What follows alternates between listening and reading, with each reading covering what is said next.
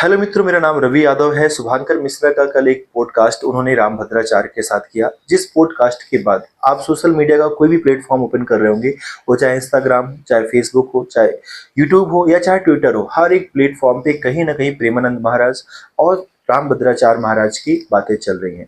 यानी तमाम तरह के पोस्ट आ रही हैं उस पॉडकास्ट के बाद। उस पॉडकास्ट में आखिर ऐसा क्या बातें हुई जिसके बाद ये चर्चा का विषय बन गया, आप सभी को हम बताएंगे कि जो शुभांकर मिश्रा ने कल रामभद्राचार्य जी का पॉडकास्ट किया, उस पॉडकास्ट में उन्होंने प्रेमानंद के बारे में कुछ ऐसा बयान दिया जिस बयान के बाद ये चर्चा का विषय बन गया। रामभद्राचार्य जी ने कहा कि प्रेमानंद महाराज संस्कृत में वो एक शब्द भी नहीं कह सकते हैं, संस्कृत में बोल नहीं सकते, या मेरे द्वारा किए गए श्लोक का, संस्कृत में मेरे द्वारा पढ़े गए श्लोक का अर्थ वो नहीं बता सकते हैं, और इस बात का मैं दावा करता हूं। ऐसा रामभद्राचार्य महाराज जी ने शुभांकर मिश्रा के पॉडकास्ट में बयान किया, जिस बयान के बाद एक चर्चा का विषय बन गया।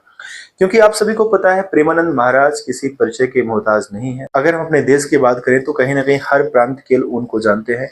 देश के जितने भी बड़े बड़े सेलिब्रिटीज हैं, वो चाहे क्रिकेटर हों, चाहे एक्टर्स हों, चाहे एक्ट्रेसेस हों, सभी उनके पास जा रहे हैं, सभी उनके पास मिलने जा रहे हैं। आए दिन आप उनके वीडियोस देखते होंगे, क्योंकि प्रेमानंद महाराज के जो वीडियोस हैं वो आपको इंस्टाग्राम में रील के रूप में दिख जाते होंगे, आप यूट्यूब चला रहे होंगे, यूट्यूब पे भी देखते होंगे, या फेसबुक पे भी आपको उनके वीडियोस कहीं ना कहीं दिख ही जाते हैं। यानी इनके वीडियोस बहुत ही पॉपुलर हैं और इनके वीडियोस में भर भर के व्यूज आता है, क्योंकि कहीं ना कहीं इनके वीडियोस में कुछ ऐसे संदेश होते हैं जिसे हर कोई सुनना चाहता है।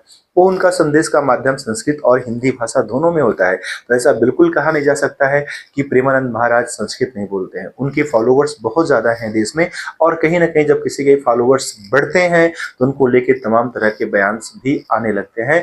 लेकिन अगर बात की जाए प्रेमानंद महाराज के बारे में, प्रेमानंद महाराज के जितने भी वीडियोज हैं वो कहीं ना कहीं समाज को जागृत करने का काम करते हैं, समाज के जो युवा पीढ़ी है उनको जागृत करने का काम करते हैं। और आप देख रहे होंगे इसका प्रभाव भी लोगों पे दिखता है। इनके वीडियोस के व्यूज से समझा जा सकता है कि लोग इनके वीडियोस को कितना वॉच करते हैं। लोग इनके वीडियोस को देखते हैं और वो अपने अंदर शायद सुधार भी करते हैं।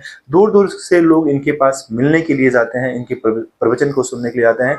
तो ये प्रेमानंद महाराज जी की पॉपुलैरिटी है, जिस पॉपुलैरिटी की वजह से जब प्रेमानंद महाराज के ऊपर श्री रामभद्राचार्य महाराज जी ने इस तरह का बयान दिया, तो वो बयान विवाद बन गया और वो एक चर्चा का विषय बन गया, जिसमें तमाम तरह के लोग ट्विटर पे ट्वीट कर रहे हैं, फेसबुक पे उनके वीडियोस पे कमेंट कर रहे हैं।